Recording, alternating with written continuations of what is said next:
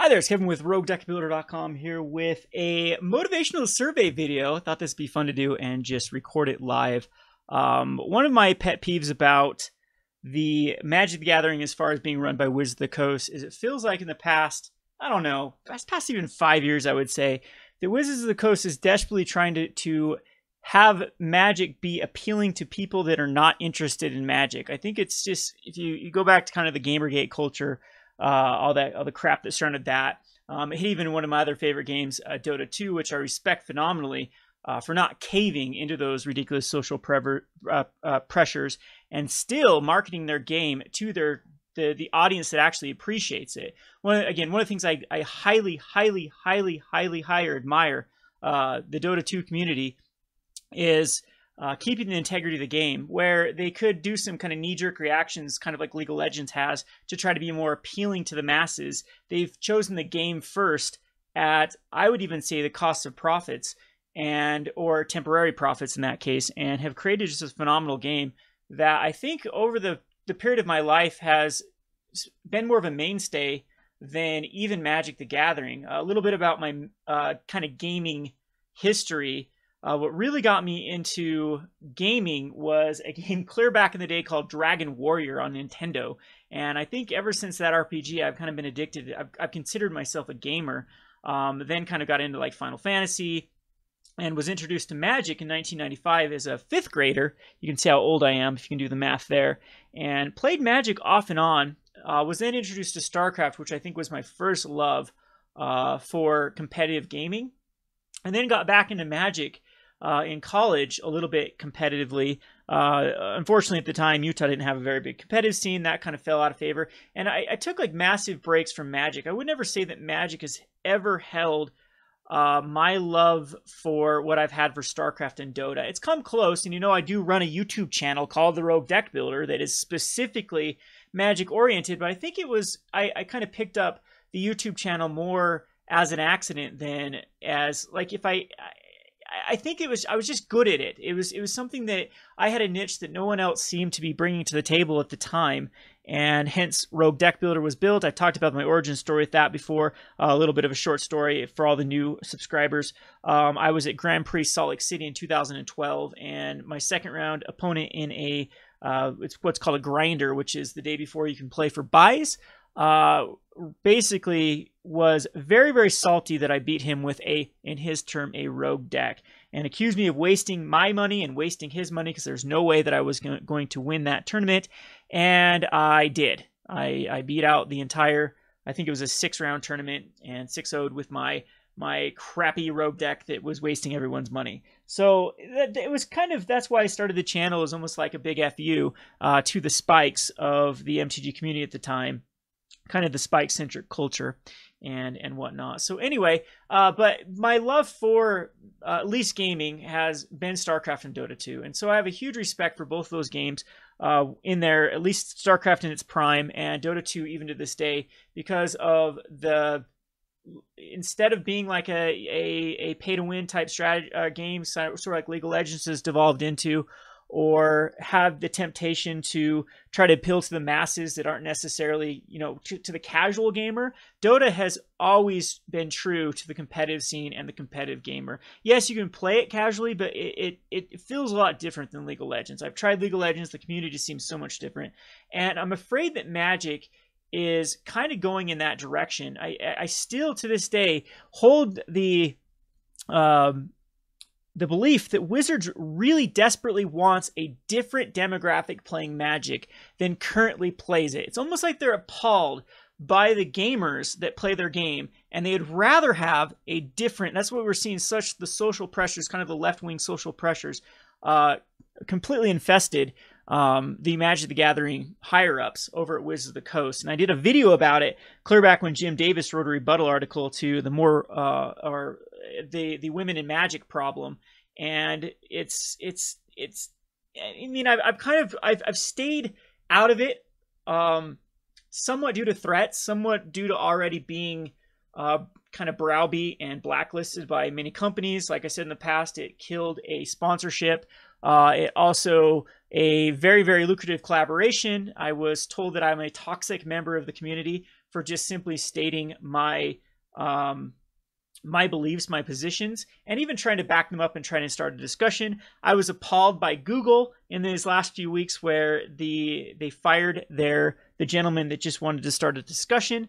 All of that seems that there is you can, like today I was really ticked off that a lot of people were retweeting tweets that were very left-wing, very anti-Trump, and I can't stand that I have to say this every time I talk about this issue, that with the quotations, I am not a Trump supporter, but ... just when I'm trying to basically, you can attack a person when they're wrong, but just to attack a person gets very childish, and it's insane. So politically speaking, I'm a centrist. I am libertarian-leaning. I believe in free economics and free individuality, which is a rarity in these days. Most people are usually extreme right or extreme left, or at least our culture wants us to pick a side. And it seems like if you don't pick a side, you're even more hated than people that do pick a side. So anyway, with that in mind, with a huge 6-minute introductory, let's just go ahead and take this player motivational survey. And you can probably see the way that some of these are worded, where they're kind of fishing for, I don't think they care though. I don't think that Magic got back a lot of the sample of people that are saying they want to play competitively and don't care about the storylines of minority characters in the Magic the Gathering storylines. Then, yeah, I don't think they'll care. So, anywho, let's go ahead and get this going. So, what is my gender? Womp womp womp. I am a male. I am 34 years old. Yes, I'm old. I play both tabletop and digital. When did I start playing Magic? In 1995, 6-ish, revised. I think that was when I started playing. Funny story about that is my very first pack I opened, I got a Tundra, and I was so ticked off because my friend pulled a veteran bodyguard, and he got this cool pirate, and I got this awful. I mean, why was a rare a land? It was just, I was just peeved by that.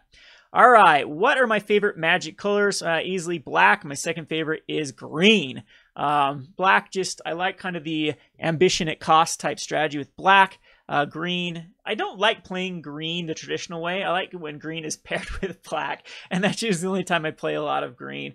Green blue is also a favorite color combination of mine, but green red to a little bit, but I hate green white. I just don't like the way that green white plays, even though if you can see I play a lot of green white decks. I play everything. Okay, so we go to the next page.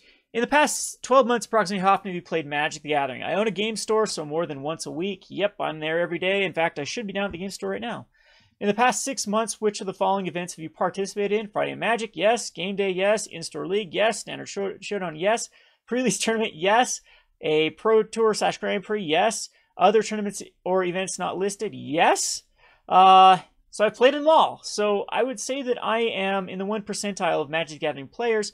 It's a huge aspect of my life. I put a lot of time and effort into Magic, spent a lot of money. I've curated an entire community around rogue decks and whatnot. How do you prefer to play Magic? I prefer Draft, but I also like Modern and Standard, and I'm starting to grow. Modern's starting to grow on me again, which I've hated Modern for quite a while. Would play Legacy, but it's kind of, I don't play Legacy for 2 reasons. One, it is too combo centric in my opinion. It's just not the way I like to play, and two, just out of until the reserve list is gone, I don't want to support something that is, I think, unfeasible in the future. Just look at some of the reserve list prices. We have an Underground Sea or River, whichever the one. Yeah, what is it? Or Volcanic Island, approaching $400. That's just unfeasible. That's ridiculous. I don't think that people should have to spend that amount of money to play a format. Whatever. Same thing with Vintage. I'm okay with them still existing, but I'd love to see the reserve list gone. Let's see. I play Commander. I play Sealed. I play Cube. I play all of these very, very frequently. I don't really play in anything goes type stuff. So anyway, which of these types of Magic products have you purchased during the past year? Booster packs, yes. Singles, yes. The 2 ones I've actually, technically purchased these to sell from my local game store. But I would just say if I wasn't, let's just say before I wasn't an LGS owner, I buy booster packs, singles, rarely booster packs, but booster pack, singles, bundles, yes. I bought booster battle packs. No, what the hell are those? Those are the ones you get from Walmart? I think those are. Those that come with like 2 packs each and you try to build decks. I've purchased from the vaults, dual decks, commander decks. Yep. all these products I think are very well done. I can't stand deck builders toolkits. I think they're a scam. Planeswalker decks too, they're just bad. So anyway, let's just go to the next. When you play Magic, how important are the following things to you? Amazing. Oh, jeez, I can't even read here. Analyzing and learning from mistakes and gameplay flaws. That is extremely important. I think that Magic is definitely a skill-based game, and being aware of your own mistakes and misplays lead to a better player. I'm not the best at this. Sometimes I am very, very susceptible to not learning from my mistakes, but whatever. The sense of nostalgia from playing Magic. Yes, I did start a long time ago, so it's slightly important. I wouldn't increase this up that much. If I want like a nostalgic game, I'll go play Diablo. Magic I like for the present, not because it's something it represents in the past.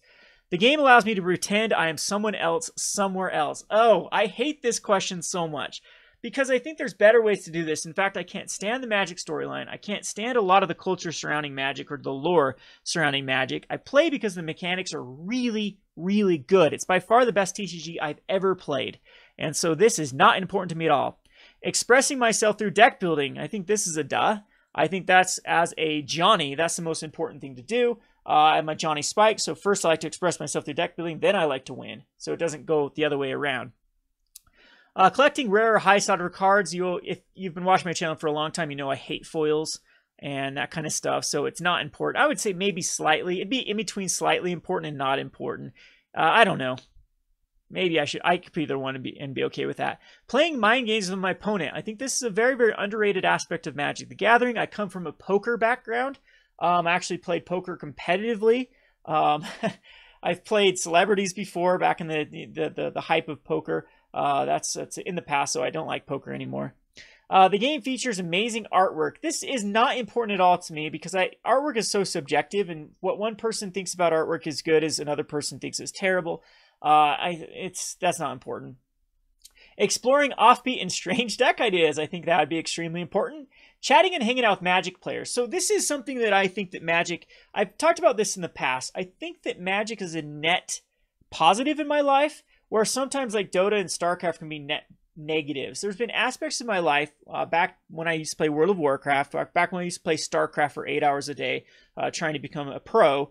I think that it was a negative influence in my life because I gave up opportunities with friends and even family and things like that because I felt guilty every time that I wasn't focusing towards StarCraft. And to this day, I swear like my wrists are still messed up because of that kind of StarCraft binge when I was 18 or 19 trying to go competitive. And so I guess 17, 18 is when I try to do it. But anyway, Magic though has led to lots of social like friends or making friends and good experiences that I think is a net positive. So I would say this is probably very important. It's one of the reasons I still do believe in the Magic the Gathering community, or at least want to be a positive influence on the Magic the Gathering community. Is this aspect of it. I could care less about the culture of Dota or StarCraft a lot of times. I would just, simply play the game. I think that what sets aside Magic too is because behind your keyboard, everyone is so anonymous. But when you're sitting in front of someone, that person is a person to you rather than just a screen name. The game is very approachable to new players. This is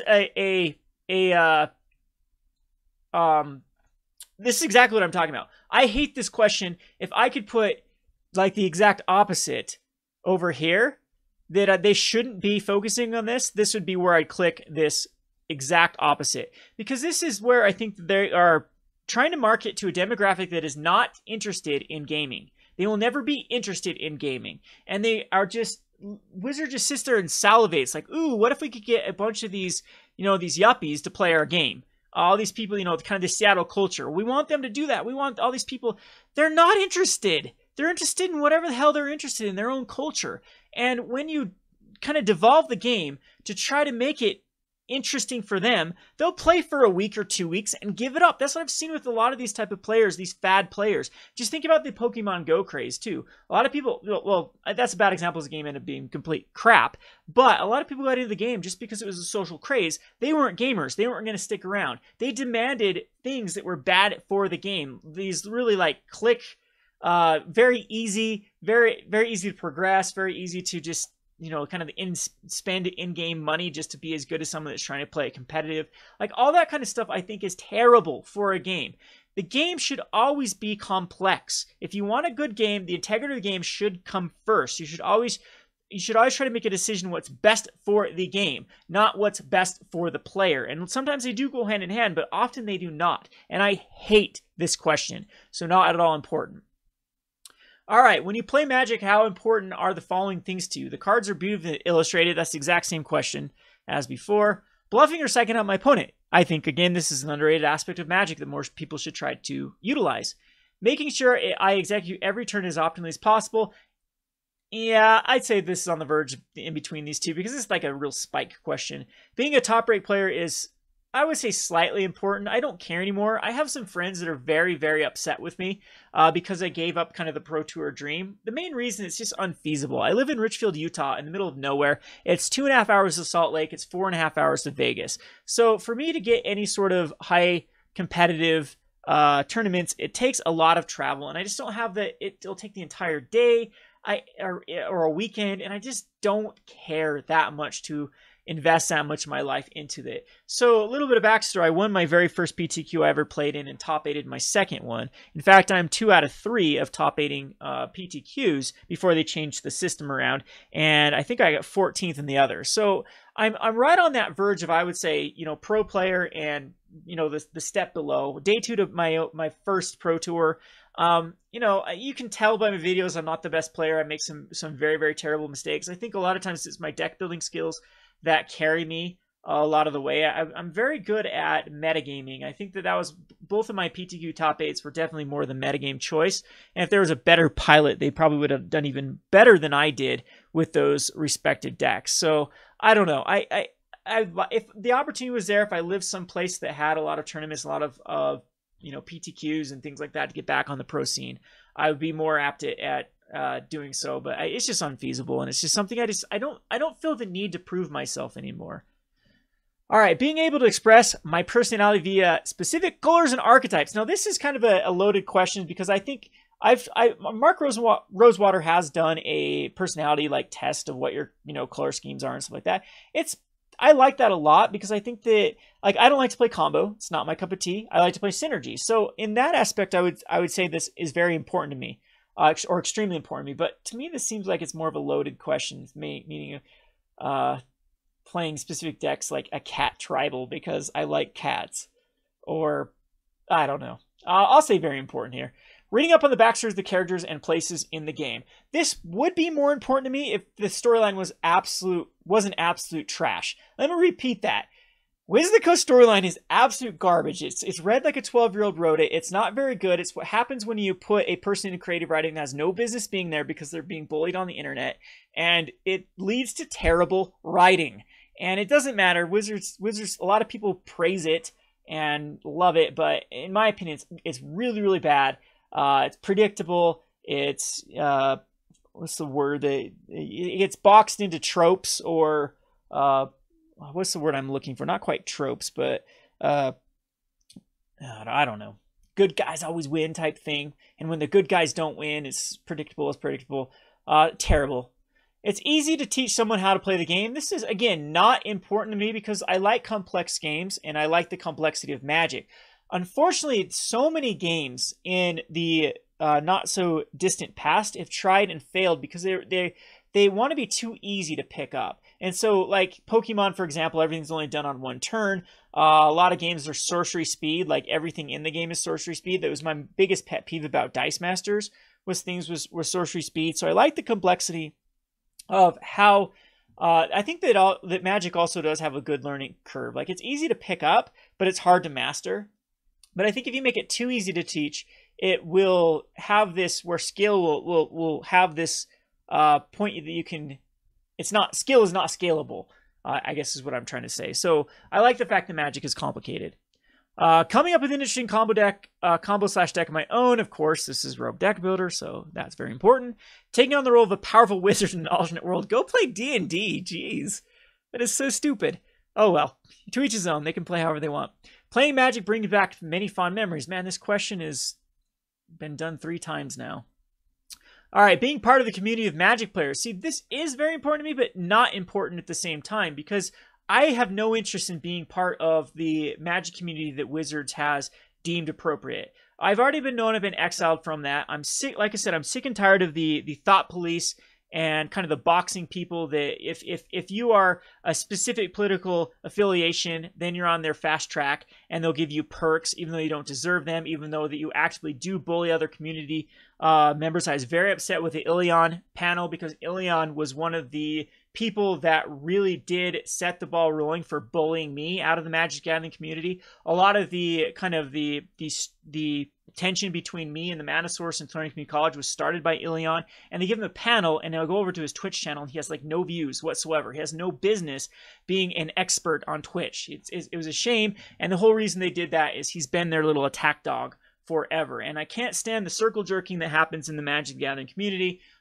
It's terrible. Logging on Twitter today and seeing all the pros retweet all this very politically divisive stuff and being rewarded, even being retweeted by people that are part of the WotC community.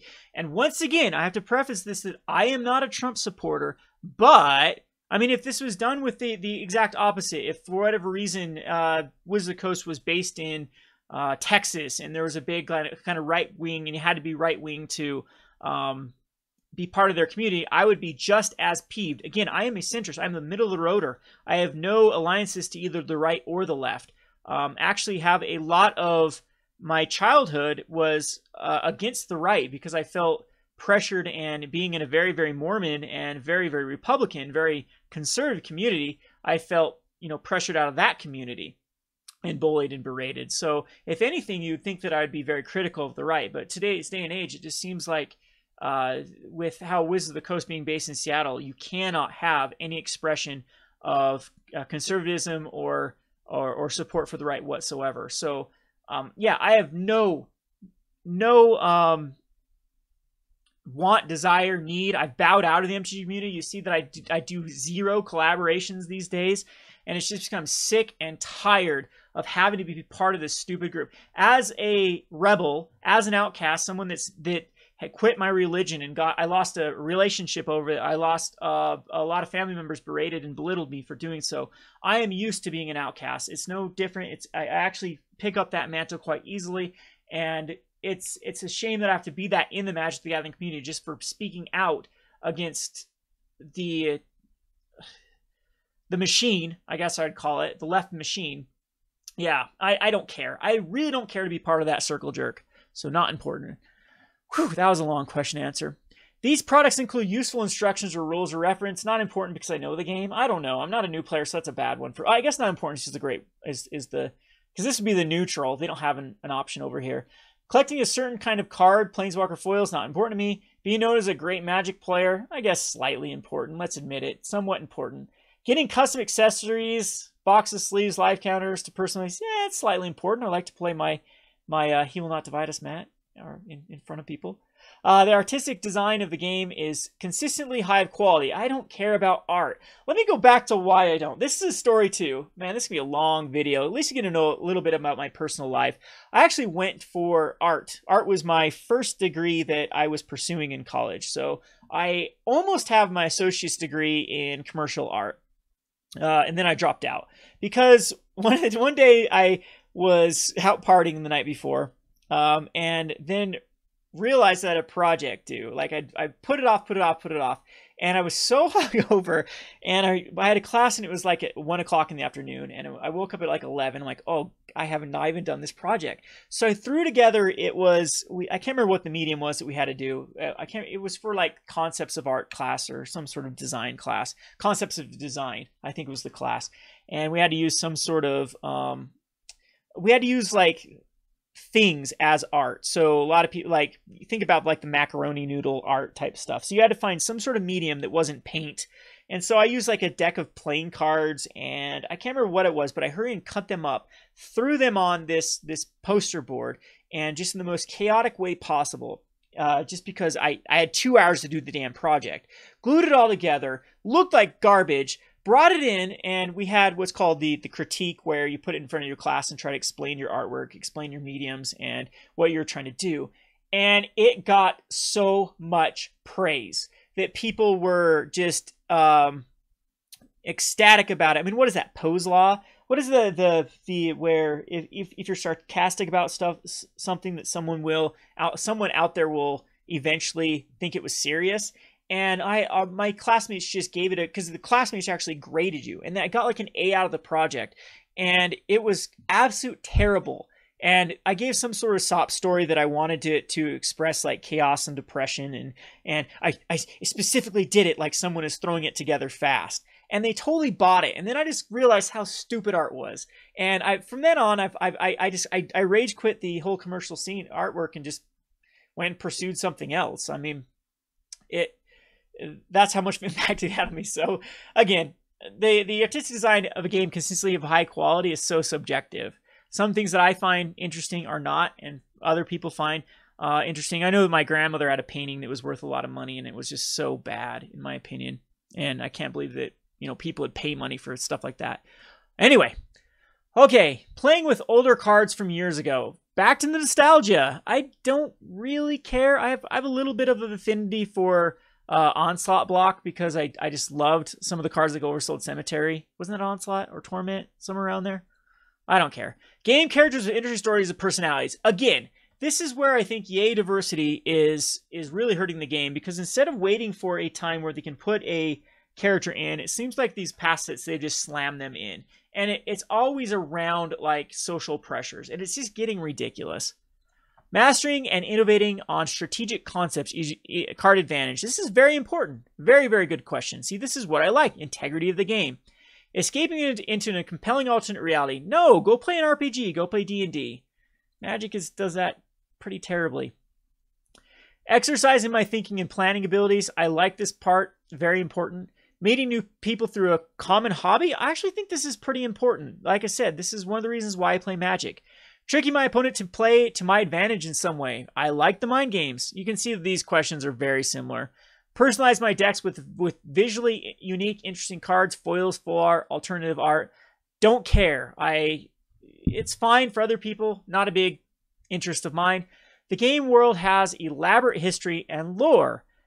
Don't care because, in my opinion, they've done a pretty awful job. Does anyone really like Gideon or Jace? Like the entire lore behind them? Or Chandra? Chandra's become so annoying lately. Same with Nissa. Their backstories are awful. The way that they, I think even Turning Q College does a good job making fun of this. It's not good writing. It is not good writing. For anyone that does think that it's good writing, please, please, please go check out some, more renowned fantasy art authors out there and try to compare and contrast it. And it shouldn't hold a candle to those. I mean, the Magic the Gathering stories are just bad. Experiment with new deck ideas and concepts, very important. Winning, this is somewhat to very important. Somewhat important. I want my decks to prove themselves, so I don't know. That's a Spike question. You can see that a lot of these are Timmy Johnny Spike questions. Having a large Magic the Gathering collection, slightly important just because I like the finance aspect of it. The game reminds me of my childhood, again, slightly important. Playing Magic is an outlet for creative self-expression. Yes, absolutely. That is the gem of Magic. It allows you to exercise your creative brain. How likely would we recommend Magic the Gathering to someone else? Of course, extremely likely. I own a game store, so I'm kind of all in, and a YouTube channel. Is there any aspect of why you like Magic that we haven't touched on in the previous questions? It is the most skill-dependent. How you spell dependent? There we go. E, not A. It's the most skill-dependent and complex TCG out there. Boom. Done. The survey is done. Yeah, so hope you enjoyed this video, 30-minute long ramble. Got some history. Sometimes I like to get back. Again, my old channel is more focused on these latter days of more, these later days that I've done the channel, just more of one of these days I need to start just a channel that expresses more of who I am, and kind of stick to the concepts of rogue deck building. But that'll happen in the future. I need to do a separate channel because I know inevitably when I do a video like this, it ticks someone off. But I'm done. I'm sick of opening up where it's just perfectly acceptable and everyone gets the upvotes and the circle jerk for these really radical and extreme views from the WotC employees and in particular pros, and nothing happens. And then I say, hey, maybe we should let Jim Davis have a platform, and oh my God, does the internet explode? So anyway, I'm going to be try to be more transparent with these type of things, these cultural things affecting the game, and not sit in the shadows like I've been doing in the past year. Kevin with RogueDeckBuilder.com. Thanks for watching.